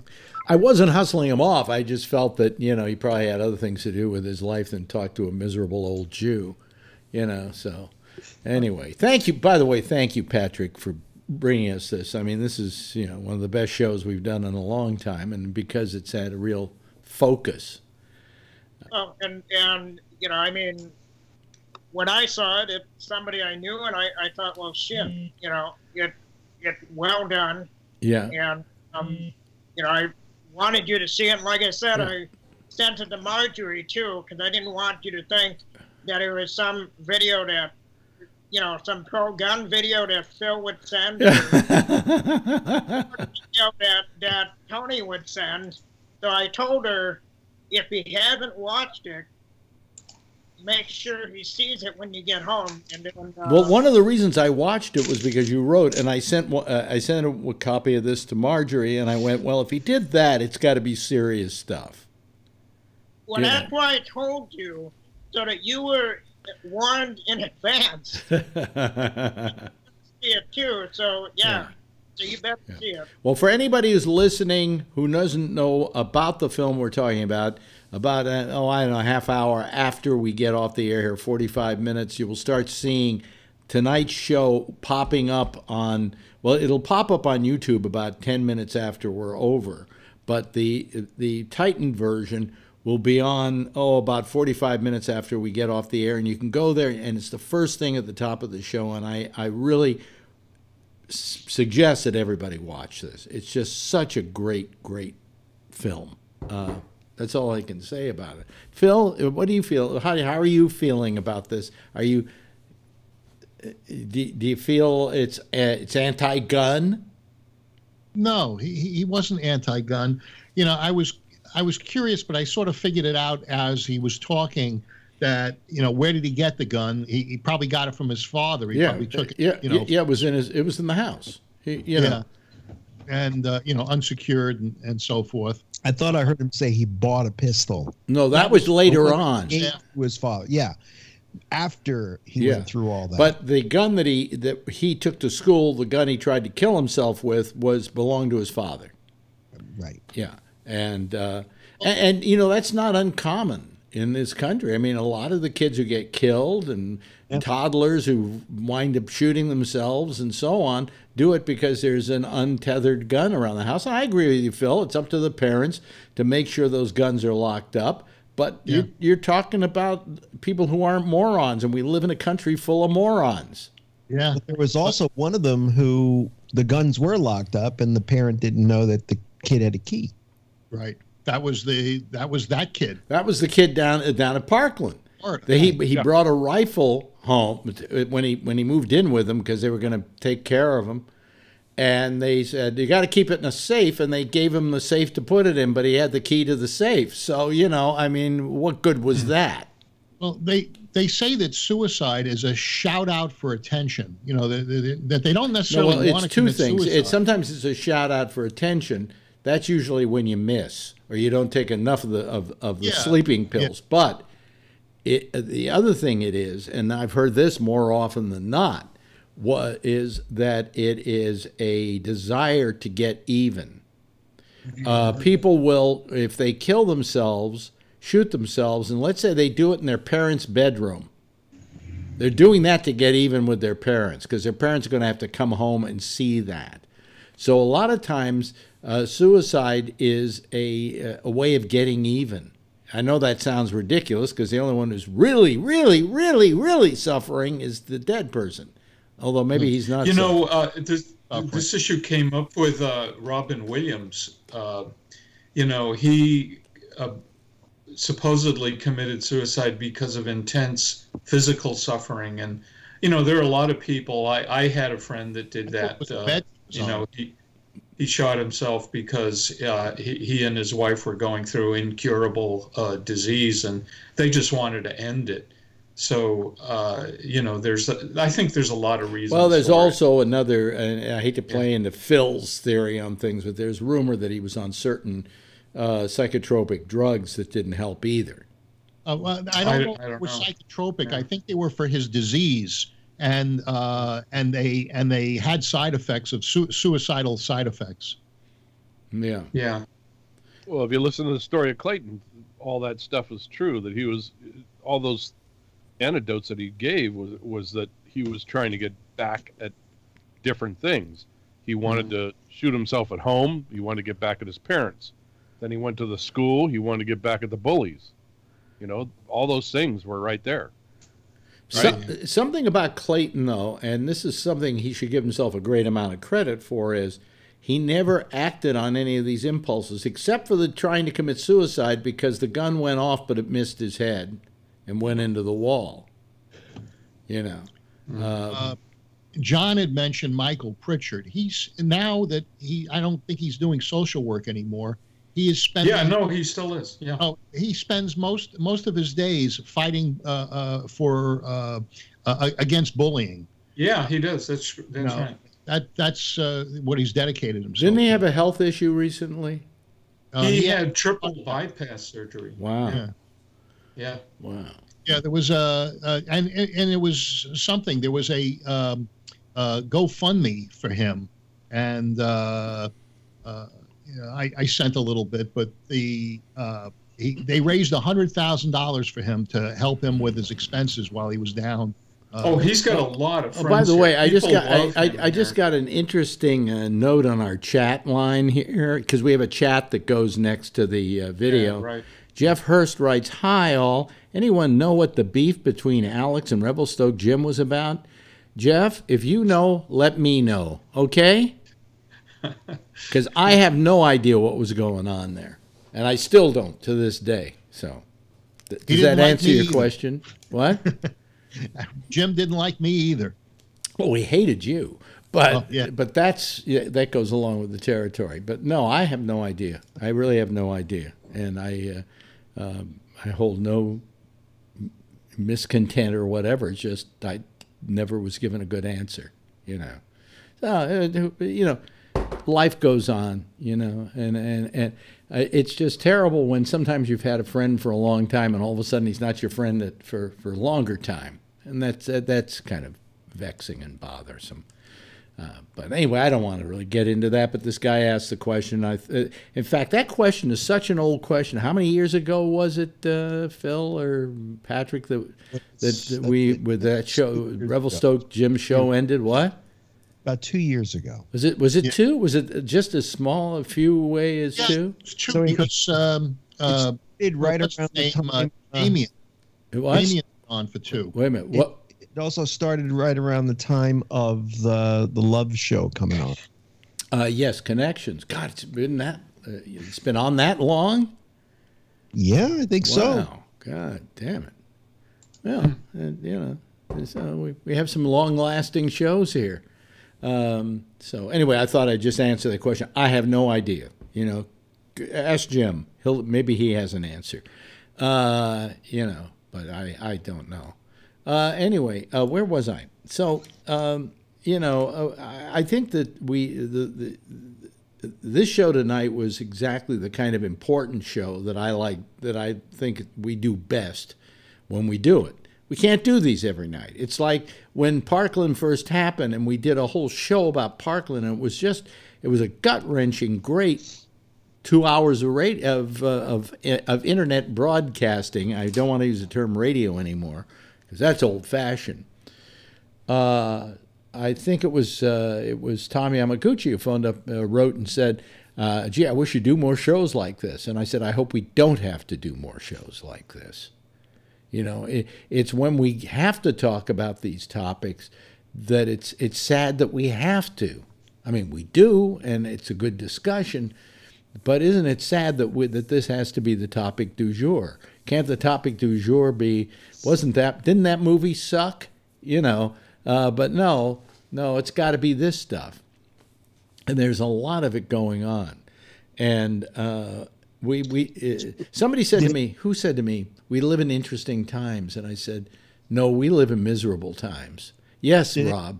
Did anybody hear the 2 stories that happened this week with Trump pushing guns in schools? And there was a school on the West Coast and a school on the East Coast where teachers had guns and hit students by mistake. One right down the road. Yeah. Well, wait, that was ricochet. One guy, it was a bullet fragment. Bullet fragment hit a kid in the throat. And it was a piece of the ceiling. What doesn't matter? The gun fired. Well, no, the gun didn't fire. The moron who had the gun in his hand fired it. Why do you have it in his hand? Phil, if there wasn't a gun there, nothing would have gotten fired, okay? It doesn't matter. It was the guy that did it. You can't blame the gun. They should just have chalk in there. I can blame the existence of guns for this sort of thing and the ability of people to have them. Well, in a no-gun school zone. Yeah, it's going to be like a jail in school.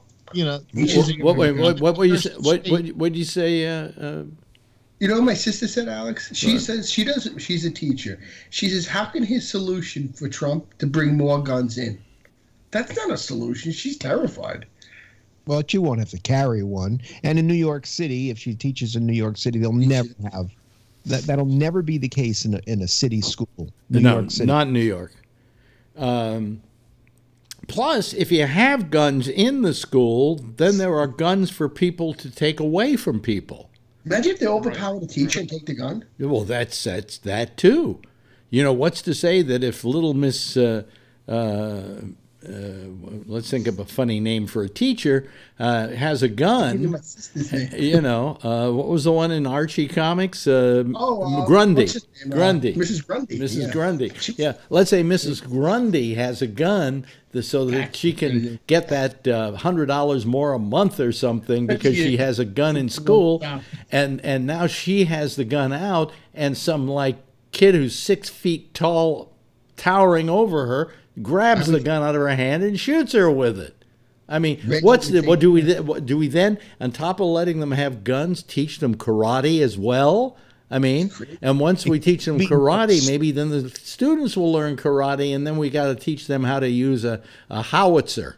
I don't know, you know. I mean, Well, I'm sure the NRA has an answer for the teachers carrying guns, hitting students. They'll probably want to arm the students so the students can shoot back. Right. Yeah. It's like Archie Bunker. He did that editorial on TV about guns and hijacking. I got an answer to the situation. Give every passenger a gun. Yeah, he was funny. That was funny, though, yeah. When they get off the plane. No more hijacking. Here's a complimentary gun. I'll take my peanuts and give it a 38. Yeah. You just leave your guns in the pocket behind the seat. By the way, speaking of flying, have you heard the 2 dog stories this week? Yeah, they flew them to a part of the country, right? One was a dog that the air hostess said you've got to put him in the overhead compartment. It was a tiny dog and it was in a tiny bag, and so the woman didn't want to, but she put it up in the overhead compartment, and the dog died. Now, I don't know what he died of. Isn't there air up there? I mean, but Probably not. What'd you hear, Rob? Wait a minute. What'd you hear, Rob? I would have told him, go fuck yourself. You know. Well, of course, but that's because you're Rob Alfano. Like this. Come on, get your air. Yeah. She didn't want to get thrown off the flight. Her kids were having a meltdown, and she thought she was going to get thrown off the flight, so she acquiesced. But you know what? I agree with you. I have a little dog, and if I traveled with her and they told me to put her up there, there's no way I would do it. Yeah. But I don't think that'll ever happen again. Right. So I pay for her. So there was a language barrier, but that's bullshit. I don't think so. Plus, the dog was barking, and a live animal, really? No, but it was barking. It was barking. It was barking, and then it stopped barking. Wait a minute! It should have been. I even know what perro is. It should have been an indication to the flight attendant that it was an animal in there. You think? She didn't know it was an animal because the dog was barking. Well, maybe she's deaf. We don't know. You haven't heard the full story yet. Now she's a flight attendant. Yeah, but you know how much stuff they stuff into those overhead containers. Yeah, but to begin with, I can't figure out what did the dog. But what did the dog die of? That's interesting because there is air probably up suffocation. No, but there's those things aren't airtight. No, they're not airtight, but it doesn't take much. I mean, you stuff them in there; they got nowhere to move, and there's got to be some. I mean, maybe the dog died of a heart attack or something. Yeah, dogs do get heart attacks. Yeah, Patrick has his hand up. I was gonna say, and you stuff all the other stuff up there. Yeah, I could have survived if it was the only thing in that space. The little pocket. Yeah, but there's nowhere. You use up that air pretty quickly. Yes, respectful guy, but I would have said, I'll shove you up there first. Bob? I believe it was one of those snub-nosed dogs. Yeah, it was. It was a little like a pug. Already have French. The French Terrier, the little puggy dogs. Oh, so they have trouble breathing anyway. Yeah, they was probably panting. Well, the other dog story this week, same airline, United, the same one that beat up that passenger a few months ago, they, by the way, sent all their people in the company to sensitivity training on how to handle passengers, and then they put the dog in the compartment. The dog mix-up could have happened to anybody. Haven't you had a bag end up on the wrong No, flight? well, wait a minute. Yeah, but this is what happened. The person put their dog in the what do you call it? The kennel, the undercarriage of the plane, the baggage compartment. The cargo, yeah. I guess you can put animals in there. I guess there's enough air and it's cool enough and so on. Although I read that something like 14 dogs died last year doing that. Okay, but anyway, So anyway, they put them in the compartment, and they're going between one place or another. She gets to her destination. She goes to collect her baggage, opens up the thing, and another dog comes out. It's like a great. Yeah. It's a different dog. Oh, I would have flipped out. Turns out her dog. It turns out her dog wound up in Japan. Yeah. Oh, probably ate the dog too. I bet you. Wasn't one of them a service dog? One of them was a service dog. Yeah, that's the one that ended up in Tokyo. Yeah. I used to work on the ramps at the airport, and they're just treated just like luggage. They fall off the carts. They throw them back onto the carts. They take them into the cargo areas at the airport, and they slide them across the floor, and they slide them across into the area where they stage them, and they stack them up, and they wait for the customers to come pick them up. It's ridiculous. Wow. Wow. Yeah, it's just like cargo. I'd never ship my dog that way. Never. Yeah. So those are a couple of cute dog stories for this week. Who's the politician who put the dog on the roof and drove across country or something like that? I remember that. Who was that? Who was that? Didn't they lose their election over that? Yes, it was Romney, I think it was. He took his family away and he put the. Well, it was Romney. Really? It was Romney. Yeah. Fucking billionaire. You want to air him out? I don't know, but he put the dog on the roof. I don't know why. And did the dog survive? Or I think a cop pulled him over and said, "Your dog's on your roof." Or he was on the pavement. I don't know where he was, but do you remember whether he lived or died? I think he tied it up on the roof in a kennel. That's right. The dog was in a carrier. But still, let him stay in the car. Doesn't air go through there at 60 miles an hour? Yeah. Sure. Patrick? Did you vote for Romney, Phil, knowing this? No, I didn't vote for Romney. Oh, that's good. You voted for Obama, huh? Wait a minute. Who there was Obama? Maybe I did vote for Romney. Oh my God! See what I mean, Alex? Even with the dog on the roof, he'd still vote for him. Yeah, Scott Bodiger just typed in Mitt Romney. Wasn't there? No, I guess the third party one ran against Bush won when I voted for Perot. Yeah, no, that was a long time ago. Yes, Patrick. I'll have to try to dig it up. I saw an ad. It had to be about the 1960s for a animal carrier that you could latch on to the outside of the car door with hooks, and it had the dog head out and its feet out, which could, I believe it would have been on like a Studebaker or something like that had a running board, so that the dog feet could be on that, and then you just hooked it on the outside, where the windows, and drive. And I'm thinking that looks safe. So I guess Romney wasn't that far off with it. I mean, shit. Yeah, well, they did a lot of shit like that back then, right? And when we were kids, we never had car seats, right? My mother used to stand us up in between the two of them, and every time they made a short stop, they would put their arm out. Roll down the back window. Also, carbon monoxide poisoning. Yeah, since we're talking about news at this point in the show, and we spent most of the time never mentioning Trump once. I think, in all due respect to Trump, we should. Yeah, that's not true. We should. What do you mean? It's not true. I mentioned Melania. Oh, well, that's not talking about Trump. That's talking about his hooker. Yes, Patrick. It just came across on Fox News that Donald Trump Jr. divorcing his wife. Oh, no, that was on earlier tonight. Yeah. I heard that. I didn't know that. I was going to put it under a new portion of our show called the Can You Blame Her department. Who's next? Yeah. Yes. She probably got tired of all those Facebook posts of her husband killing endangered species in Africa. Which, by the way, Trump Trump okayed the importation of elephant tusks into this country the other day. Well, he's a douchebag, Oh, some. It wasn't all. It was the ones his son shoots. Yeah. Yeah. But no, his wife, Donald Trump Jr.'s wife, is divorcing him, is filing for divorce. She left him; he didn't leave her, and I wish her all the best.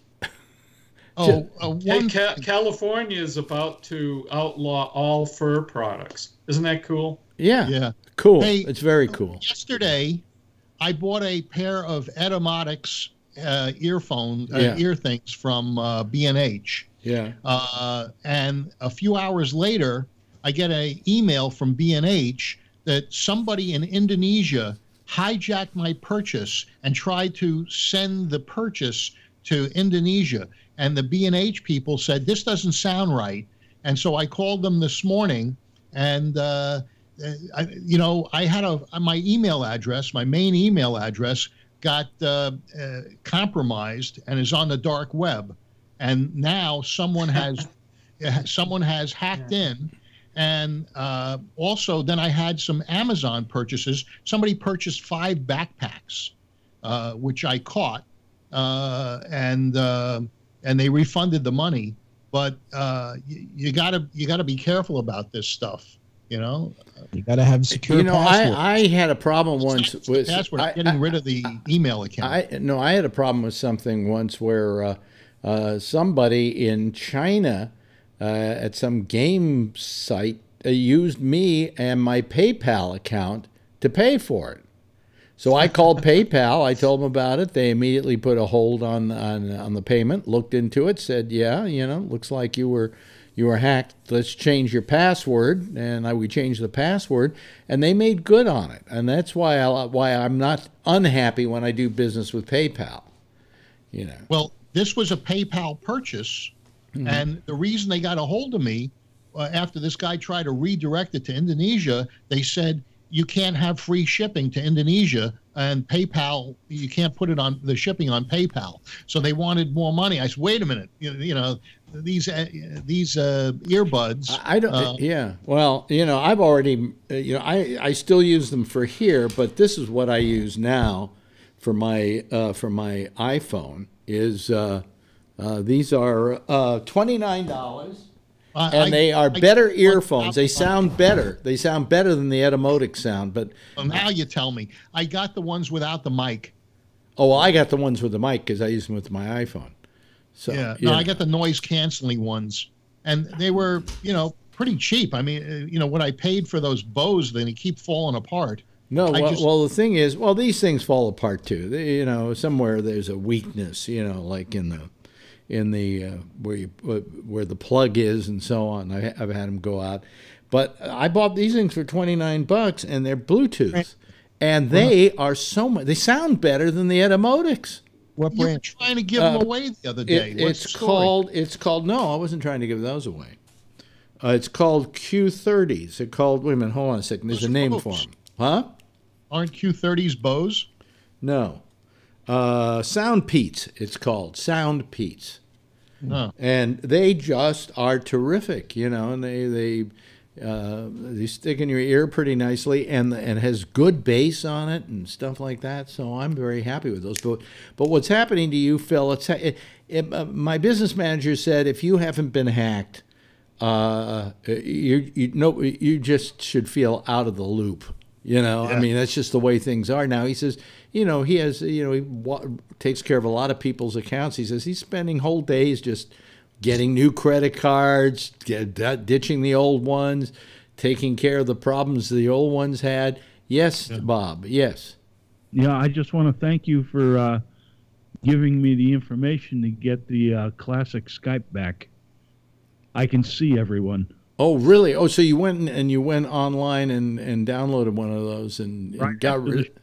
Hey, Bob, I don't know if that's a good thing, seeing everyone. Yeah. Rob, you still have the new Skype, right? I'm fine with it. I don't care. You don't care? You don't care for all the little bubbles with everybody on them? It's okay. Well, when somebody starts talking, though, the bubble then becomes a square, right? Nope. Nope? Nope. Oh, boy. Kind of shifts around. Drag them if you want. And you can drag them into place, yeah.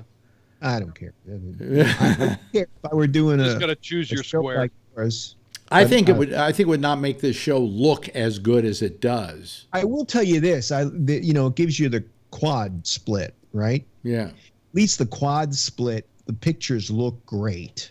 Yeah. And then if somebody's talking and you want to drag them down, and you could keep changing them if you want. Too much work for me. Yeah. But then otherwise you get them really small things. Yeah. I actually like it better with. When I was using my Mac, when I do it with my Mac, I'm able to actually, how when you're talking on Facebook, usually sometimes the person who's talking, their picture comes up, as a separate switches. Yeah. On my Mac, I can actually take that picture and use it as the main picture that goes on screen. So whenever anybody started talking, it would cut back and forth between them. But it doesn't do it on Windows, so, what have you. Interesting. Yeah. Yeah. In fact, my Skype just updated tonight. I got a note when I sat down at the computer, and it said, your Skype is updated. Log in. Okay. Yeah, here goes nothing. Yeah, I won't let it do that. I just have that turned off, that feature turned off. I guess the final thing in Trump land that we haven't talked about is the fact that he now suddenly is against Russia. Yeah. Yeah, right. I mean, why that? Is Mueller getting is Mueller getting too close? What's the story here? Well, I thought they were going to get a subpoena to investigate the Trump corporation. Well, that's Mueller, but I'm saying all of a sudden he says, what happened in England was terrible, and we think maybe he hacked America's politics, blah blah blah. All of a sudden he's doing that. Why the change? Did he say that, or did Huckabee say that? No, he said that. Pennsylvania. Okay. The guy who's losing in Pennsylvania, the Republican. Yeah. He can always claim that they hacked the election. Yeah. You know something? Somebody said, I was watching MTP Daily with Chuck Todd, and he did a whole piece on if you don't think your vote counts, just look at some of these recent elections. And he pointed to this one saying, how many Republicans feel terrible right now they didn't go out to vote? Okay. Mm-hmm. And then he mentioned another one where it was exactly the same vote, and they had to take they had to literally take a draw, and whoever won the draw won the congressional seat.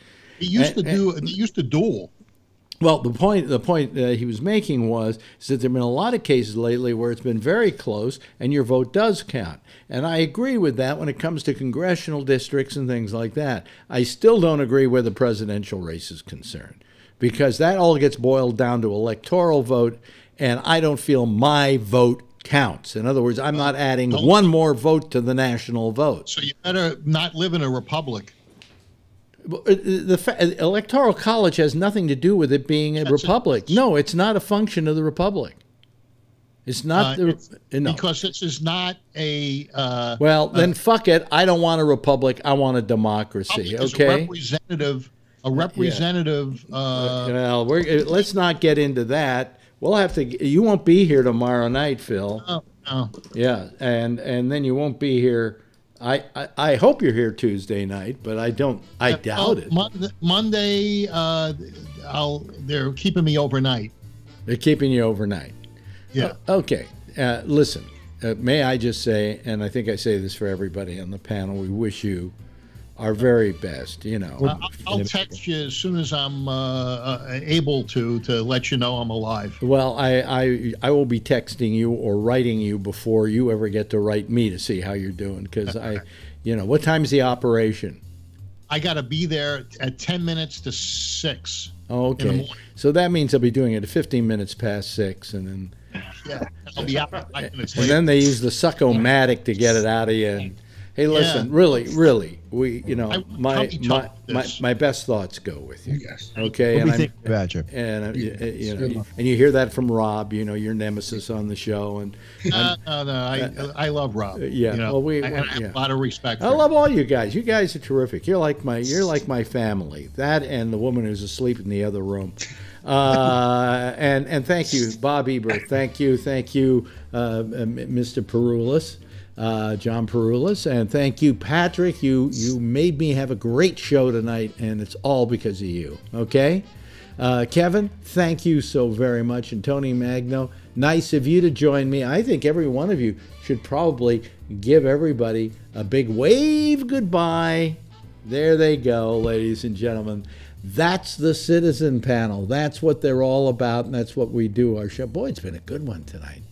I'm glad we played that thing, and I'm so glad. Thanks also to Clayton Douglas for calling us. ClaytonDouglas.com is where he has his photos. Also, you can go to YouTube, I guess, and just type in Clayton, and I'm sure his video will come up. If not, you can go over to Pro-Future LLC at Vimeo, and it's there too. Listen, I got a show coming up next. It's called The Intersection with Jack and Amy. And then right after that, guess what? Yep, it's going to be Connections. They're here every night at midnight. Excuse me, midnight. 1 o'clock in the morning Eastern Daylight Time, midnight Central Time. And I'm running way over. I'm sorry, Jack. We'll see you again tomorrow, right after Damien with The Exchange at 10 o'clock. Same time, same station in life. In the meantime, if you see her, tell her I love her, okay? Bye, everybody.